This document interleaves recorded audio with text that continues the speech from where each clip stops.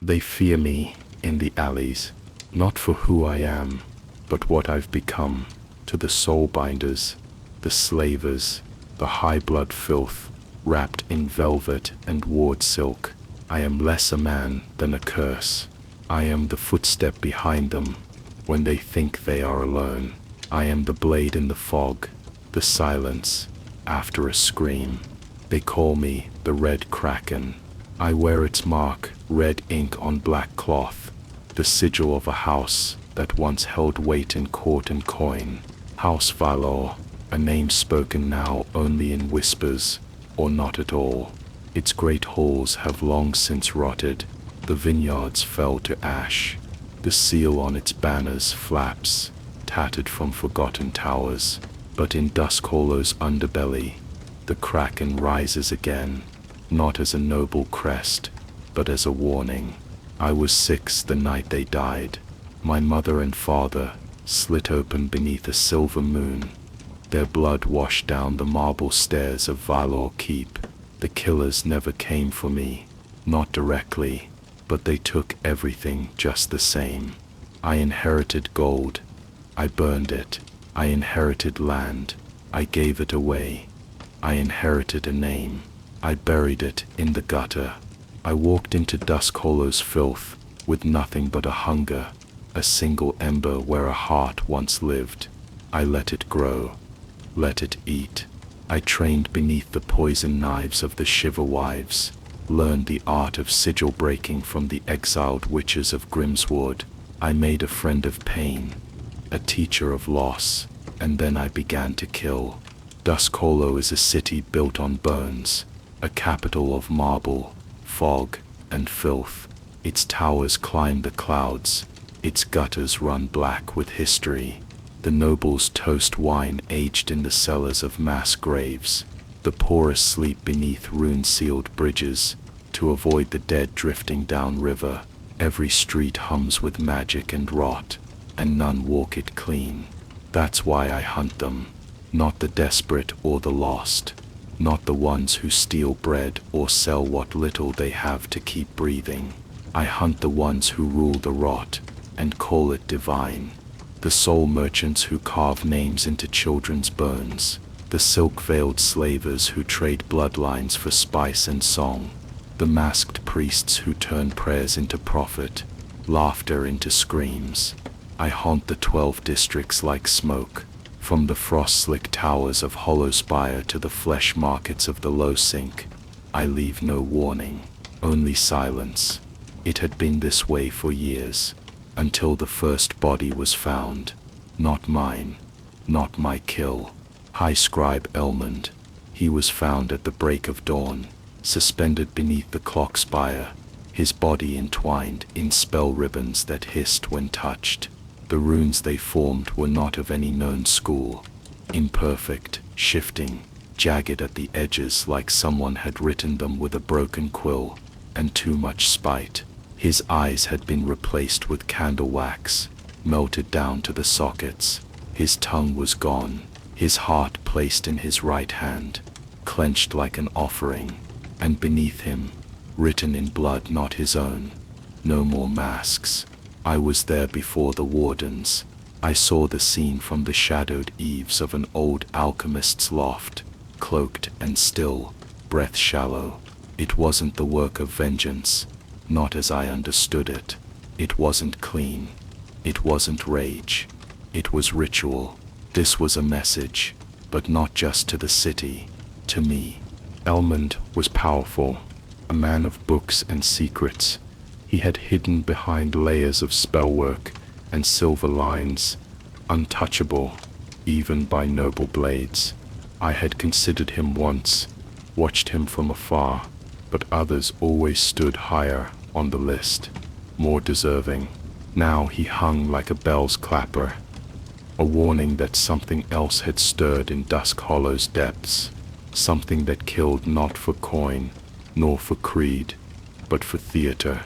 As the wardens arrived and began their investigation, too late, always too late, I slipped from the rafters and into the curling streets of the Book Strand.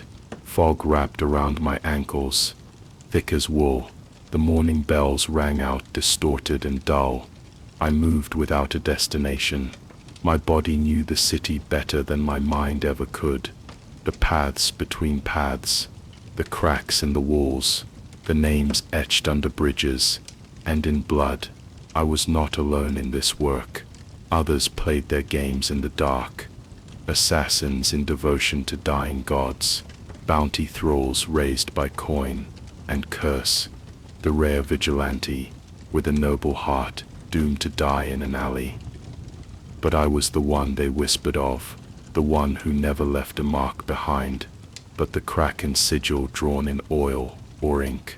And now someone had tried to speak back. The next night, the fog rolled in early. Dusk Hollow's moon's twin, low, red as blood fruit, hung behind the clouds like wounds in the sky. I sat atop a rusted cathedral dome, watching the candle way from above, waiting for the taste of wrongness to return. It did. Screams, not sharp, but swallowed, the kind that die in the throat.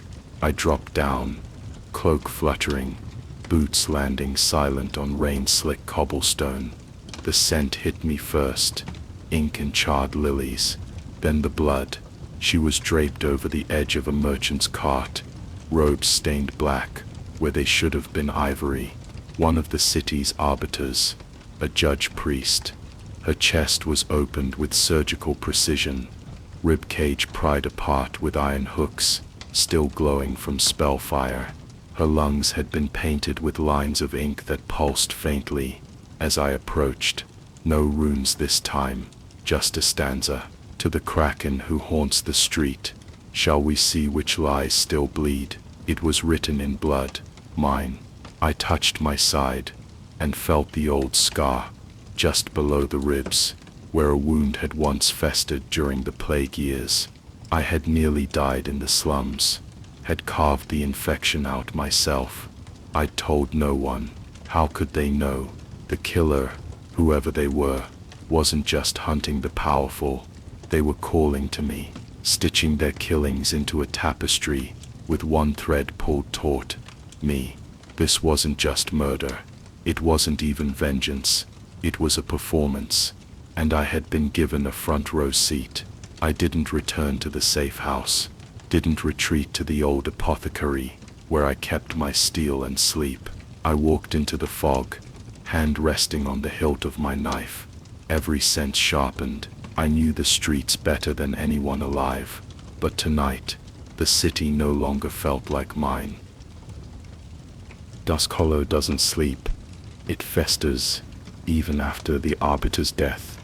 The city continued like it always does, wheels turning under grime-slick streets, nobles gossiping from behind silken veils, blood being spilled in alleys no one cleans. But the weight of it had shifted. Something unseen pressed down harder than usual. People moved faster. Eyes stayed lower. Even the rats moved differently, as if they too had read the riddle scrawled in blood. I'd spent the following night, trailing whispers through the bone wharf, eavesdropping in lantern-lit brothels and fog-drowned taverns, where tongues loosened over bitter-root wine. Word of Elman's death had spread, but the riddle had not. The city didn't understand yet. It would. It always did. But I wasn't chasing rumor. I was chasing ink. The fool had used cursed script, sympathetic blood writing, stitched into flesh with spell ink that twisted memory and magic both. Only a few suppliers in the city dealt in that level of corruption, and fewer still lived long enough to sell it twice. One name came up, again and again, spoken with dread, even in circles where poison was currency. Thatch the Ink Father, a sigil twister who lived in a derelict bell tower on the edge of the Wither Path, halfway between the grave sewers and the drowned Colosseum. Once a royal archivist, now a gutter scribe for the desperate and damned. He'd been burned by the Inquisition years ago, his tongue cut, hands branded, exiled into the very underbelly he once judged from on high. I found him by the smell, ink rot, and something worse. His tower leaned like it wanted to fall but never quite did, and the stones were etched with every forbidden rune I'd ever studied, and a few I hadn't. I slipped through a crack in the wall, avoiding the brass wards etched into the doorframe. Inside he was waiting, pale, half naked. His hands trembled over a scroll that looked more alive than parchment had a right to be. When he saw me, he didn't startle. He just bowed his bald, ink-slick head and scrawled a word onto a cracked slate. Fool. I nodded. He showed me a symbol drawn in bloodroot. An open eye weeping flames. I'd seen it before, etched onto the back of the arbiter's skull beneath the inked verse. I pointed to it. He scrawled again, slower this time. Seer's sigil, twisted by dream tongue. That was deep magic, the kind that eats truth. I'd only heard of it used once during the cathedral seizure, when 6 bishops went mad on holy ground and tore out each other's spines. I grabbed Thatcher's wrist and rasped really, where the fool got the ink. He didn't answer, just stared past me. Blood started to seep from his ears. I pulled back, but it was too late. Something had reached him through me, through the sigils, through whatever tether the fool had left behind. Thatch convulsed once, twice, then he collapsed in a puddle of his own ink, skull cracking against the stone. The blood on the floor twisted into words as he died. We bleed in mirrors. Do you? I stood in that room for a long time, surrounded by spells that watched me, symbols that flared and faded. I knew what this was. The fool wasn't just sending a message, he was daring me to answer, and I would. It was later that night, under the oil-slick stars over Hollow Strand, that I found the next verse. The body was nailed to the spire of a rusted shrine, so high the fog couldn't hide it. A merchant mage, popular, generous, a sponsor of orphanages and songhouses. I'd followed his name once, but nothing ever stuck. His record was clean, too clean. Now he was filleted open from chin to groin, organs arranged in a circle of wax sigil candles, carved into the skin of his stomach, flayed wide to the Crackling who haunts the street. Shall we see which lies still bleed? A repeat, the same verse, a refrain, but something had changed. There were dozens of small lines scratched between the bones, personal ones, from the mage's life, his family's birth dates, names of mistresses, donations, secret spells, all real. The fool knew everything, as if he'd peeled the man open long before his body followed. He wasn't just killing, he was revealing, peeling back layers, turning the city's sins inside out, and I was being bound to it. The fool's words aimed at me, his crimes stitched to my legacy, like barnacles to a hull. Why? That question echoed as I crossed the wither path, slipping past the drifting soulmongers and lantern thieves. I traced back the candles used in the blood rites, custom made, alchemist crafted. Only one shop had sold them in the last month. The receipt hadn't been signed, but the buyer wore gloves made from dyed voidfin leather, only sold in the undermarket, so I went there next. The undermarket is the city beneath the city, part catacomb, part crawl space, part ruin, a marketplace for everything too cursed, too dangerous, or too illegal for surface trade. I've moved through it like a ghost for years.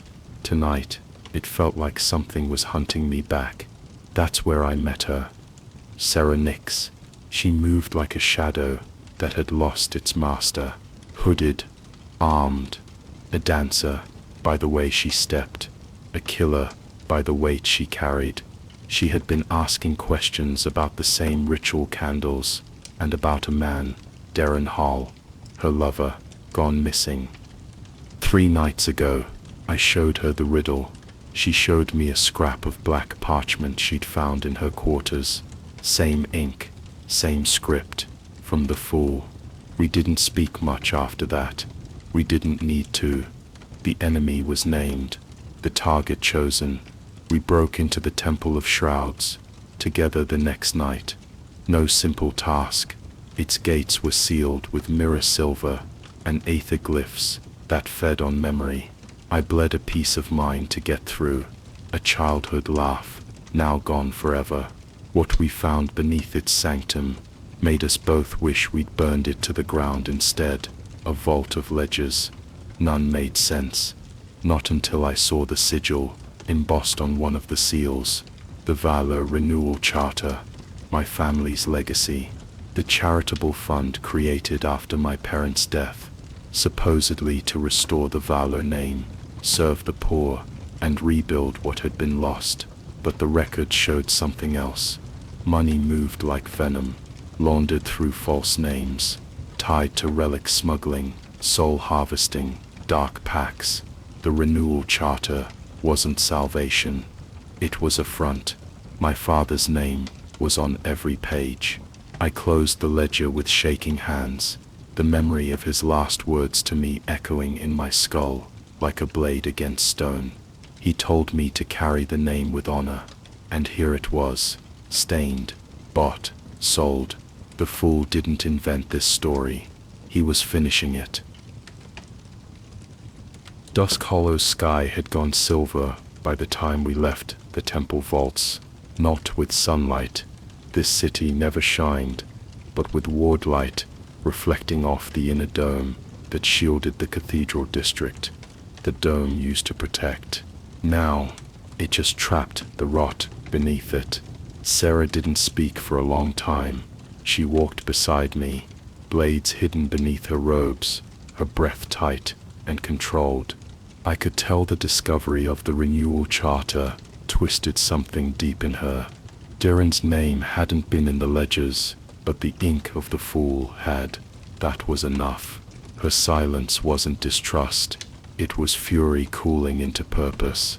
I felt the same. Everything in me wanted to rip the name Vela from the pages, to deny it, burn it, bury it again. But names are bindings. No matter how deep you drown them, they surface eventually. By dawn, we made our way into the Witherpath's lower arms. Old sewer roads turned walkways, half flooded and lit by gutter glass lanterns. Here, magic flickered against the walls like insects caught in honey. Here, the wards began to falter. The fool had left behind something else. A trail, not a riddle this time. No corpse strung with whispers, but sigils burned into the wall's curse script, layered, half hidden behind illusion wards. I knew them from my years breaking the seals of the soul binders. Deep marks, pre-language, symbols older than the city. I traced one with my gloved hand. It was still warm. We followed them into the Cataclite district, where the fog bleeds into the stone, and the statues weep tar in the moonlight. The trail led us to a stairwell that spiraled downward beneath a shuttered opium den. Lord Bragas's territory, the Maya Jackal, once a lord of the eastern fens. Bragas had fallen hard when the tide turned against swamp trade. Now he ran a narcotic empire, built on hollow dreams and stitched reality. No one crossed him without drowning in their own breath, but he was part of the renewal circle.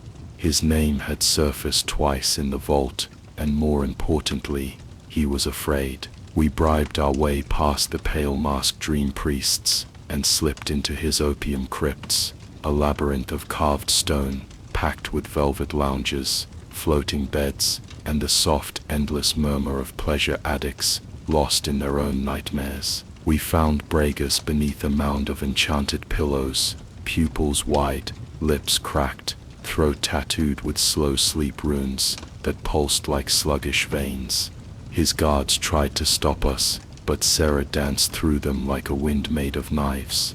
I pressed a blade against Bragas's neck, leaned in, and whispered the fool's newest verse. His entire body went rigid. He sobbed, not from pain. He hadn't even felt the steel, but from something deeper. Fear, real fear, the kind only a few in this city had ever known. He spoke in gasps, between tremors. The fool had visited him, not in flesh, but in dreams. He'd walked the Maya palace of Bragas's mind and burned away his illusions, made him watch his own crimes through the eyes of the children he'd sold to the blood pits, the lovers he'd addicted and broken. When Bragas woke, his hair had turned white, and his hands wouldn't stop shaking.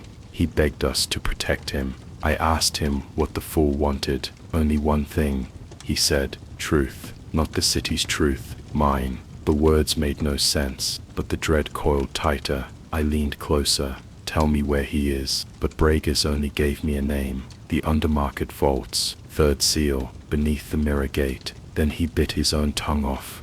Before I could stop him, he died choking on his own blood, mouth wide and gurgling, eyes fixed not on me, but on something only he could see behind my shoulder. I didn't turn to look. We burned the crypt behind us and left nothing but ash and screams. By the time we reached the mirror gate, the wards were crumbling. The gate used to shimmer with holy reflection.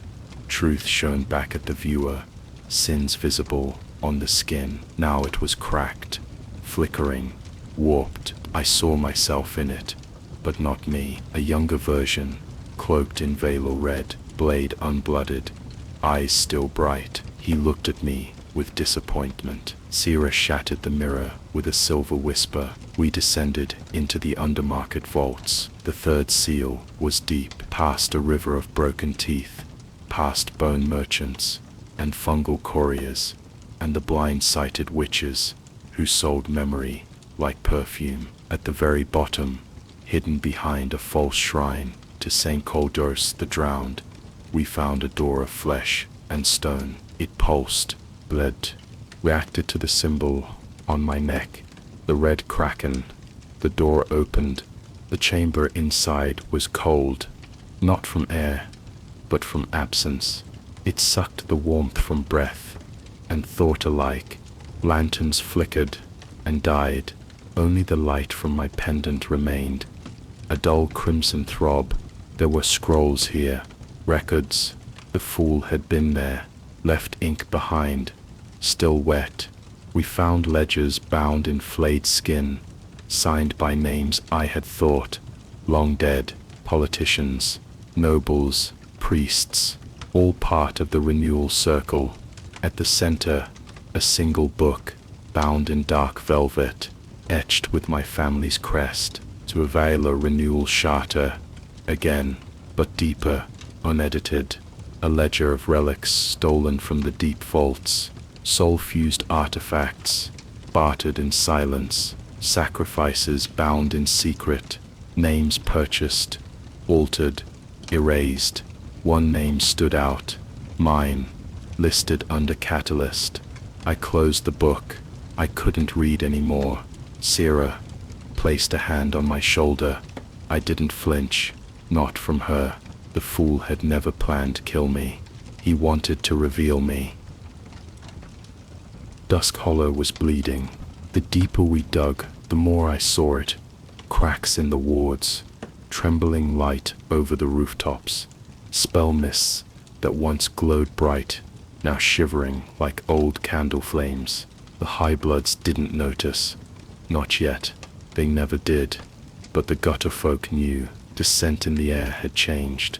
Iron and ink, fear, like mold, growing in unseen corners. We returned from the Undermarket Vaults, hollow-eyed. Sarah said nothing for most of the climb back through the gate tunnels.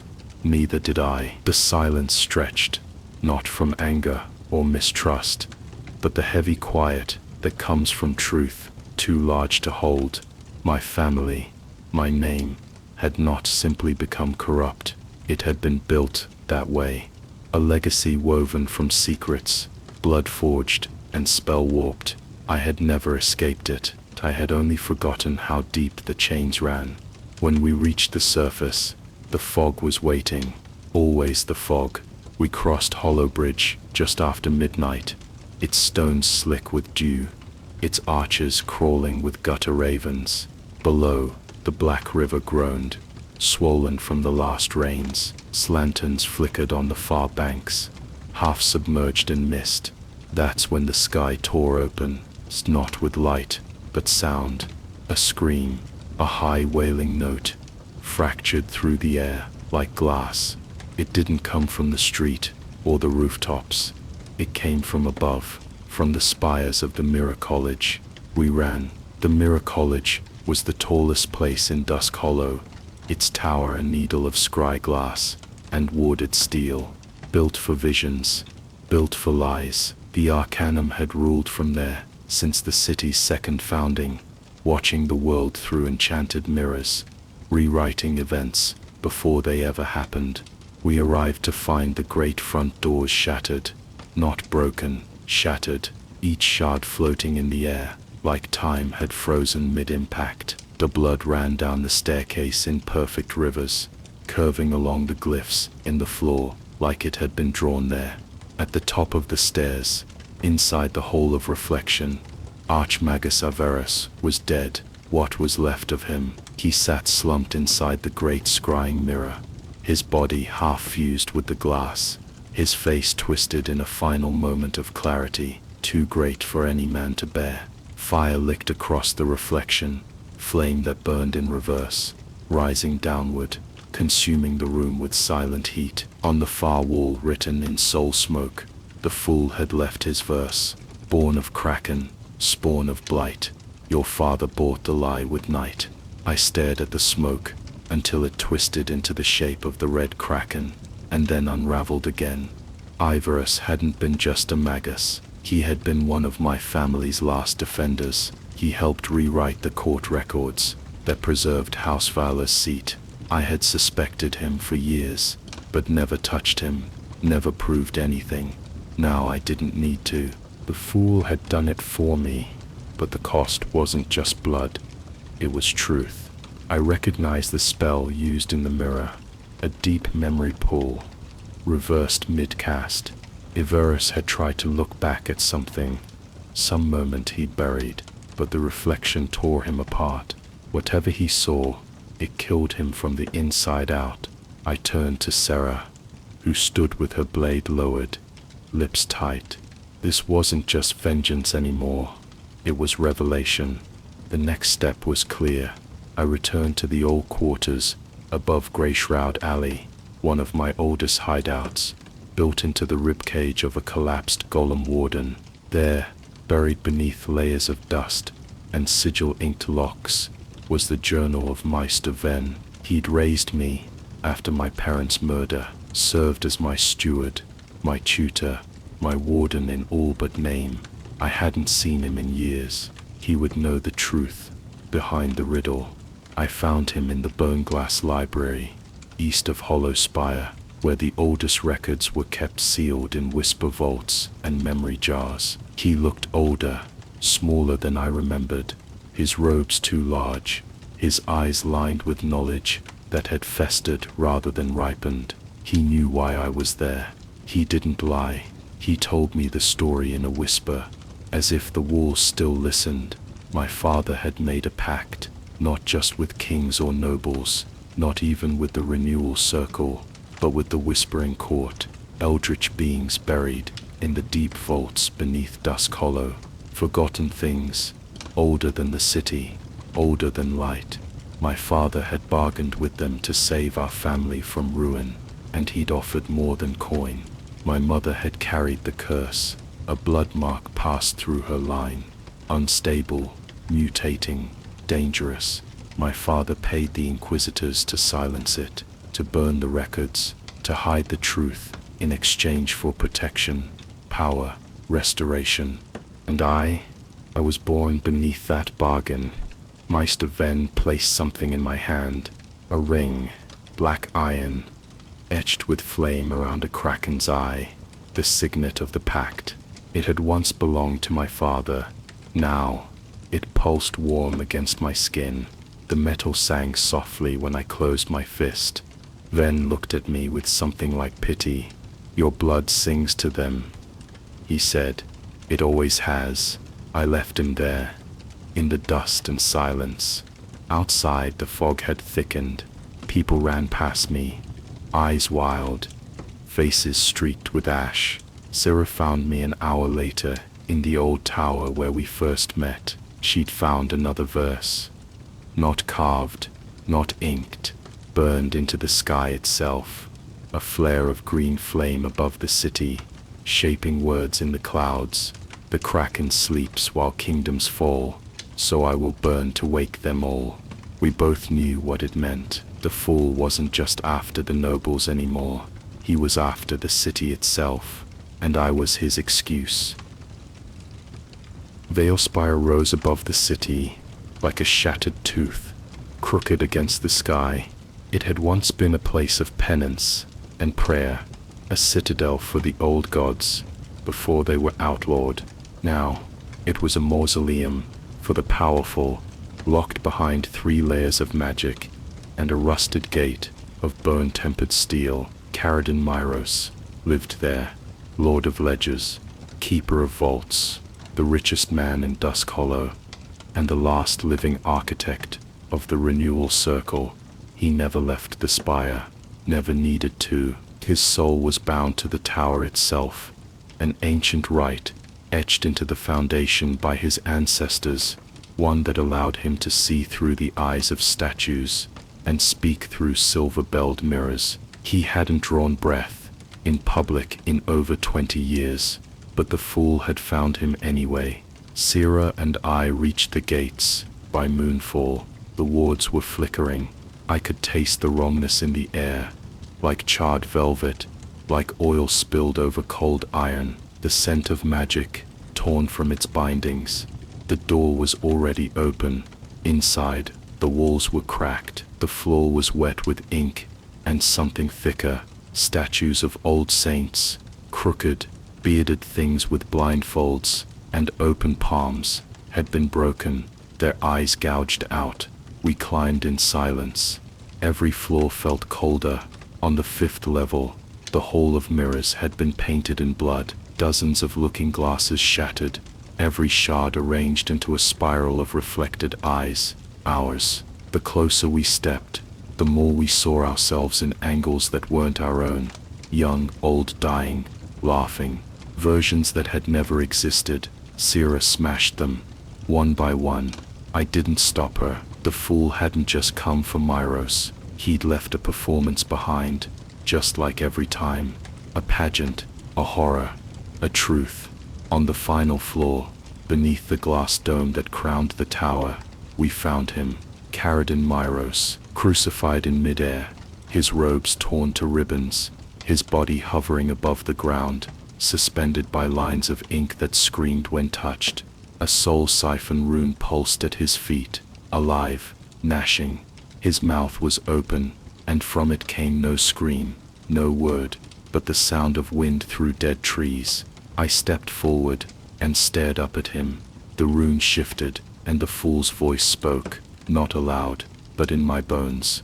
You never asked who funded the fire. You never asked who sold your name. You never asked what burns in your blood. Myros' body convulsed once, violently, a final twitch, and then it crumbled, not to ash, to ink. He was gone. There was no riddle written this time, no poem, just a mirror, unbroken, standing alone, at the edge of the dome. I stepped to it, and the fool stepped forward, not from the shadows, from the glass. He looked like me, wearing my face, or the face I might have had if I hadn't walked the alleys, hadn't bled under temples, hadn't buried who I once was. His eyes were bright, alive, and wrong. I reached for my blade. The mirror rippled, and more stepped forward. Not reflections. People, dozens, each one wearing the same white mask, etched with a smile and a crack over the left eye. The fool's mask. They filled the dome, surrounding the rune. Men, women, old, young, some dressed in noble robes, others in rags, all staring at me. I turned, blade ready. None of them moved. Then one stepped forward, Her voice was calm. You began this. Another, a man. You burned first, the third. We are your mirror. I stood frozen, heart hammering. They removed their masks together, and the faces underneath were all marked, scarred, burned, wounded. Wounds my family had made. Charity wards that collapsed from stolen coin. Districts choked by plague because the funds meant to save them were funneled into relic smuggling. Children raised in the cracks, left behind by house fowler, orphans. Everyone, and I saw it then. The fool wasn't one man. The fool was many. A cabal, a movement, a myth made flesh. They called me the first flame, not because I burned anything, but because they had, because the mark of Vylor, my name, my symbol, the red kraken, was what they built their vengeance upon, a reflection twisted. We are kin, they said. You hunted the rot. We were the rot, until we became the cure. They didn't attack. They didn't need to. They had already won. The death of Myros would bring down the last pillar of the circle. The renewal charter was exposed, and now the city would fall, unless I stopped it, unless I chose something else. Sira stepped beside me, her eyes locked on the cabal. We end it. I nodded. The dome cracked above us. The sky bled red, and below, in the bones of Dusk Hollow, the ember seals began to shatter. It began with tremors, not the kind that rattle windows or knock bottles off shelves. These were deeper, older, a low growl beneath the stone, too ancient to be called sound. It moved through the bones of the city, curling up through the crypts and hidden tunnels, waking things that had been asleep since before Dusk Hollow had a name. I felt it first in my teeth. Sira and I had just stepped back from the shattered mirror when the air shifted. Third, the masked ones, what remained of the fools, stood still, as if they too had been waiting for this moment, their heads tilted toward the floor, listening. That's when the rune at the center of the tower flared, not the soul siphon that had devoured Caradon Myros. A new one, smaller, but hot. I lunged forward, trying to smother it, but the light had already spilled. Flame roared up from the floor, screaming through the cracks in the stone. Not natural fire, soul fire, golden red and slick like molten hunger. The tower shuddered. We ran. Vale Spire burned behind us, its ancient wards igniting like dry paper, sending pulses of warning through the high towers. By the time we reached the steps, the ground had started to split. Dusk Hollow was cracking open. I remember shouting to Sira, but I couldn't hear my own voice over the roar. The flames weren't just rising from the spire, they were rising from the city itself. The ember seals, old magic, buried deep beneath the bone foundations of the city when it was first built, designed to bind the slumbering volcano beneath us. Jurex Moor, long thought dead, long kept quiet, but the fool had shattered them, one by one. We surfaced in the upper streets of Hollow Strand, to chaos. Flames boiled up through sewer grates. The cobblestone split in glowing red cracks. The sky above turned gold and black with smoke, and in the distance, across the city's broken spine, the low sink erupted. A tower of fire shot up through the poorest district in Dusk Hollow, devouring entire blocks in moments. The screams came next, thousands, rising together, then cut short. I stood there, paralyzed. This wasn't a reckoning, it was a purge. The fool had warned me, told me his goal wasn't just vengeance, it was rebirth, a city cleansed by fire. Burn the rot, salt the bones, and from it, something new. But they hadn't accounted for how much of that rot was still alive, still innocent. I tore my eyes away from the fire just in time to see a flare shoot into the sky. green, bright, arcing over the skyline like a second sun. It wasn't an attack. It was a signal. Sierra caught her breath. "It's the ascendant bell," she said. And then I understood. The ember seals were only phase 1. Phase 2 was the ascendant bell, a relic as old as the city. An enchanted bell the size of a house, suspended in the highest spire of the central cathedral. Once rung, it would sever every protective ward in Dusk Hollow. A reset, a purge, one single toll, and the magic shielding the capital would collapse like ash. And with the fire now tearing through the streets, it would burn unchecked. They weren't just trying to kill the nobility, they were trying to kill Dusk Hollow. I turned to Sierra. "Where's the Chancellor?" She was already moving. "Public address, tonight, at the old forum." Of course, the Chancellor, the newly elected symbol of hope, the man the city had begun to believe in, was to speak tonight before the public in the heart of the city, surrounded by people, thousands of them, all unprotected, all unaware. They meant to sacrifice him, ignite the bell, burn the veil, and let the flames take everyone else. We sprinted through the streets, dodging crumbling stones and bursts of ward fire gone wild. The sky above us was orange now, a constant pulse of light and shadow. Ash rained down in sheets.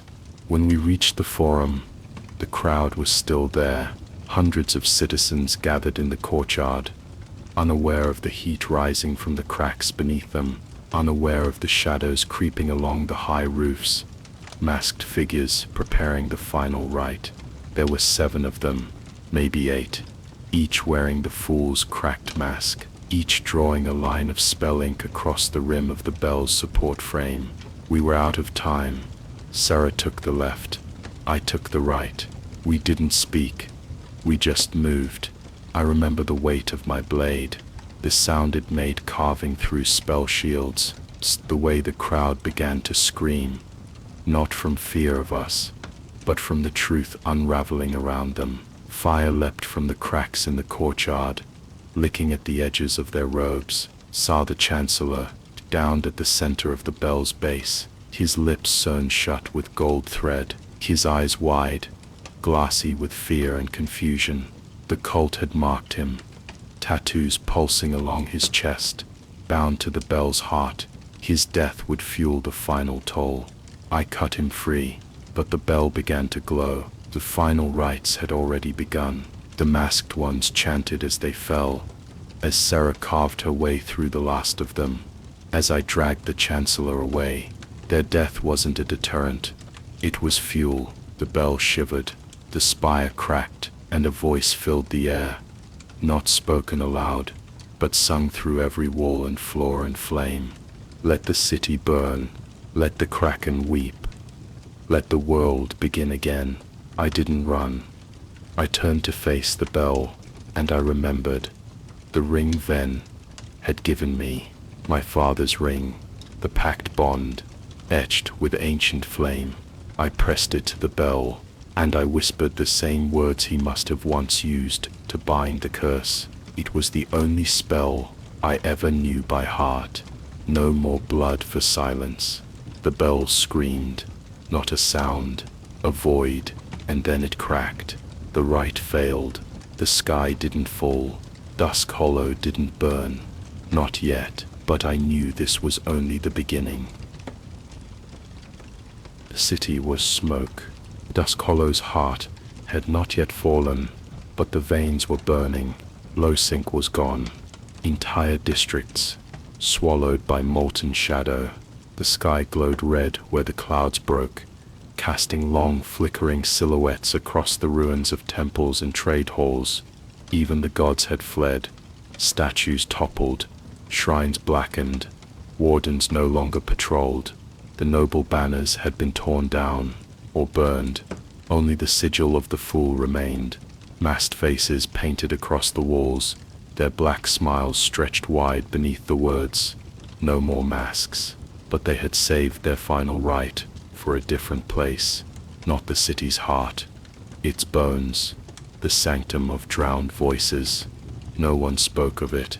Most believed it lost, buried, sealed. It wasn't. Sierra found the entrance behind the old ossuary in the tallow deep, where the walls sweat brine and even ghosts refused to linger. Beneath a grate, carved with 12 mouths, one for each forgotten voice of the court, we descended into the dark. The air was thick with rot, not death, but memory. A deeper kind of ruin, the kind you feel in your teeth, the kind that sets the hair on your arms rising with old unspoken names. The stairs spiraled endlessly, until we found ourselves standing in a chamber shaped like a throat, walls wet with moss and time, columns rose like broken ribs, and at the far end, a dais of black stone, the final gathering. They stood in silence, dozens of them, more than I'd ever seen, not just masked fools but men and women of all stripes, cloaked in ash and red ink. Some I recognized, a few I thought long dead. In the center, a single figure stepped forward. His mask was different, white, but clean, no crack. He pulled it free, and revealed a face I remembered from a different life. Vaughn, the hollow-eyed. I'd known him once, a boy who'd lived in the dregs of Dustcross, raised by our family's failed charity ward. He used to follow me in the markets, beg to hold my blade, ask about the cracking on my chest. I gave him food once, a coin, nothing more, and then I forgot him. But he hadn't forgotten me. "You started this," he said. His voice wasn't loud, but it didn't need to be. The sanctum carried every word like scripture. We were the children left behind by your father's charity, the ones who survived the fire, the ones the renewal circle forgot. Hugh, he pointed a shaking hand, scarred and tattooed with ink. I could barely read. You were the flame we built around. He stepped down from the dais, staff in hand, the relic bonewood laced with Kraken blood, bound in red iron. It pulsed with each of his steps. Hugh wore the mask first. Yours was silence. Ours was revelation. Sarah moved to strike. I held her back. "Speak," I said. Vaughn laughed. "We tried to fix it.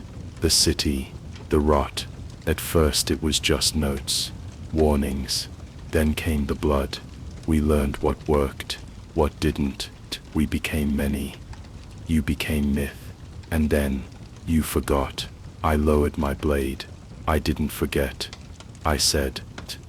"I buried it." He stopped a few feet away. His eyes were wet. "You buried us." He raised the staff. The room shuddered. The walls wept ink. The flames dimmed. Around us, the masked ones began chanting, their voices low, layered, like a wave rolling toward shore. "The final rite cannot be stopped," Vaughn whispered. "I'm not here to stop it," I said. "I'm here to make a choice." He looked at me like I'd spoken in tongues, and maybe I had, because I did not raise my weapon. I did not strike. I reached into my cloak and pulled the ring from my hand, the Vala signet, the symbol they had used as fuel, as fire, as myth. "I give it up," I said. "Here, now, not to you, not to the circle, not to the city." I dropped it to the stone. "I give it to truth." Vaughn's staff cracked in his grip. "You think that matters now?" I stepped closer. "No, but I think you do." The chamber pulsed again. The chant slowed. "You were right," I said, "about what they did, about what I came from, about what we became chasing them. You were right." Vaughn's breath caught. "And still," I said, "this isn't justice, it's slaughter.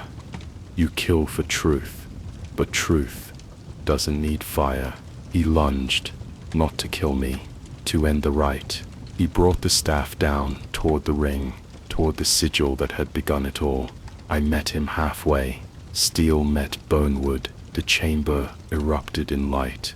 The staff shattered in his hands. The rite failed. The spell unraveled. Around us, the masked ones screamed, not in pain, but in release. Masks fell. People collapsed. Some sobbed. Some laughed. Others simply vanished, consumed in threads of unbinding ink. Their curses spent. Vaughn knelt. "I wanted it to matter," he said, voice small, "all of it." I knelt beside him. "It does." And then he was gone. Just another voice drowned beneath the weight of what we were. The dawn didn't come. Not yet. The flames had faded. The rite had collapsed, and the city's bones held, barely. But the sky was still dark, smeared with ash, and the smoke of half-fallen spires. Dusk Hollow moaned beneath its own weight. The streets no longer cracked with soul fire, but something worse lingered. Silence. Not the silence of peace, but aftermath. The pause after screaming stops. The kind of silence that listens. Sarah and I emerged from the sanctum of drowned voices, burned and breathless, coated in soot and dust and blood. That wasn't all ours. My limbs trembled. My heart didn't know whether to beat or break. She leaned on me, and I on her, as we climbed out of the old ossuary's breathless crypt and into the open air. What remained of the forum was in ruin. The northern walls had collapsed in the quake, and the lower district had drowned in its own mud. When the aqueducts ruptured, the Chancellor was alive, barely. His guards had scattered during the ritual. Some burned, some simply run mad, but his pulse still fluttered beneath the skin. Sarah went to find water and bandages. She stayed behind to help those who still breathed. I found them in the rubble. Survivors. Not many. Most couldn't speak. Some clung to relics, others to the arms of the dead. I pulled them out one by one, lifted stone, carried bodies, bound wounds with what rags I could find. My hands were raw, fingers blistered, muscles torn at the seams, but still I moved. I couldn't stop. Not yet. The child pulled on my cloak. Her eyes were too wide, her voice too quiet. "You're him," she said. "The Kraken." I knelt beside her. "Not anymore." She blinked, then hugged me. Not out of awe, out of relief. That's when I knew I had changed. Not just what I hunted, but what I meant. Sarah returned at sunset. Her face was streaked with blood, her coat torn across the back, but she smiled. Just once. Briefly. She'd found others. A group of Hollow Bridge couriers and ward weavers who had holed up in a spell-damp cellar. They'd seen the flare go out. They knew the rite had ended, but they were waiting for something else, a sign. And I realized then what I had to do. The Bellsanct stood at the highest point in the city, an ancient tower, long sealed, its spiral stairs carved from obsidian, and sealed with 12 blood keys. It had not rung since the Black Rain. 300 years before, I still carried my father's ring, and even broken, it opened the way. I climbed alone. Sarah stayed below gathering the survivors, directing the injured. She didn't stop me. She understood. She always had. The stairs fought me. The wind howled through the broken slits in the stone. Every step burned. My legs bled. My ribs throbbed with each breath, and my vision swam.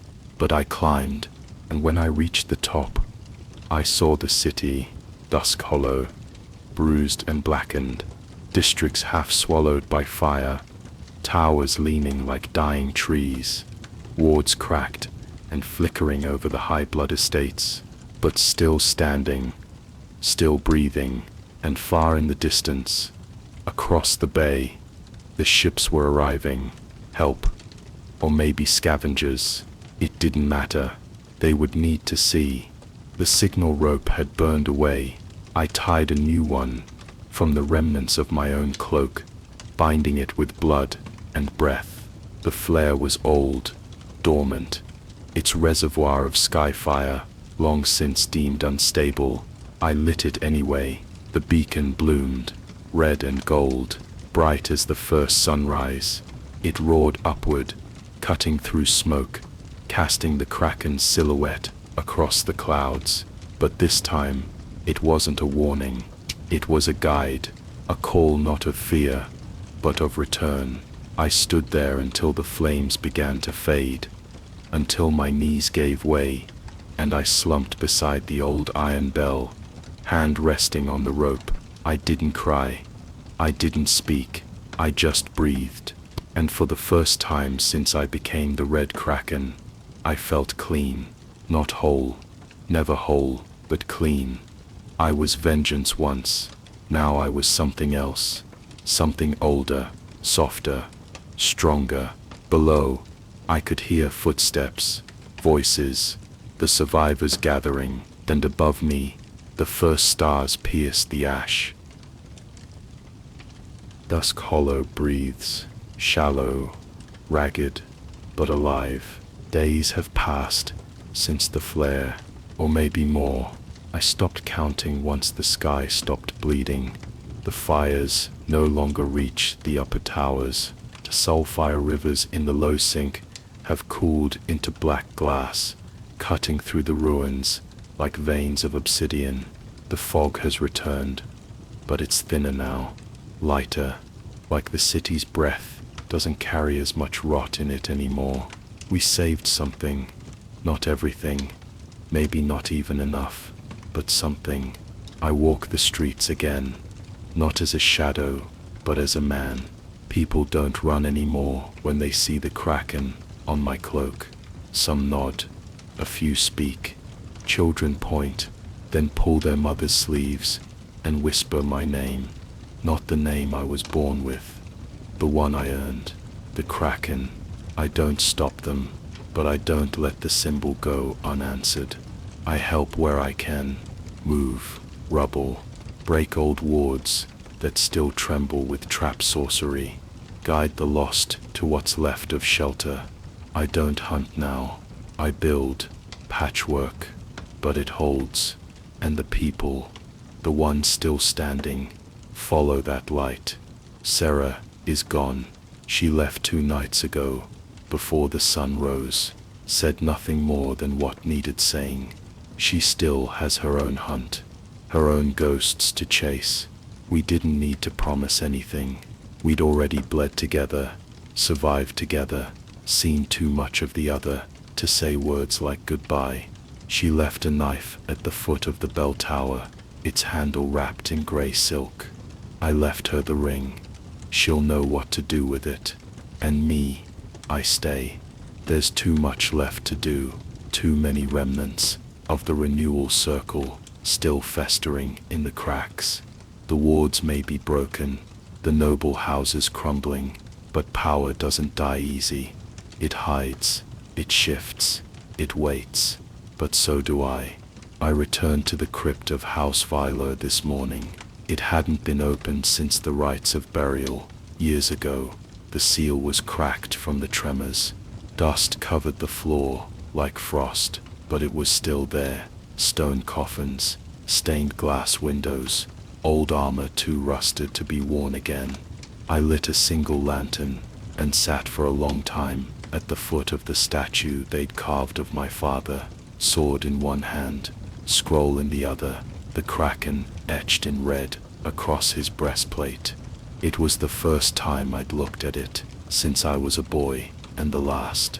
I sealed the crypt myself, layered it with ink and flame, etched my own sigils across the archway, burned the false records, buried the relics, locked away what little remained of the old name. Then I carved my own words into the stone, not a motto, not a claim, a vow. No more silence. The wind carried the smoke of my torch into the light above. I watched it swirl through the cracks in the ceiling like mist curling through memory. I stepped out just before dusk. The tower still stood at the city's center, its spire crooked, its bell cracked but silent. From there I could see the edge of the river, the black line where fire had kissed water. and died. Small boats moved now through the canal, people digging, building, living, and above it all, smoke curled into a red sky, not from burning, from forge fires, from meals being cooked, from warmth, from life. I pulled my cloak tighter around my shoulders, the Kraken seal now sewn with a thin silver thread down the spine, not to erase what it was, but to mark what it had become. I will always be the Kraken, but not just for fear, not just for vengeance, for balance, for truth, for them, and for whatever comes next. Let the dead rest, let the masks fall, let the fire burn clean, and if the rot returns, so will I.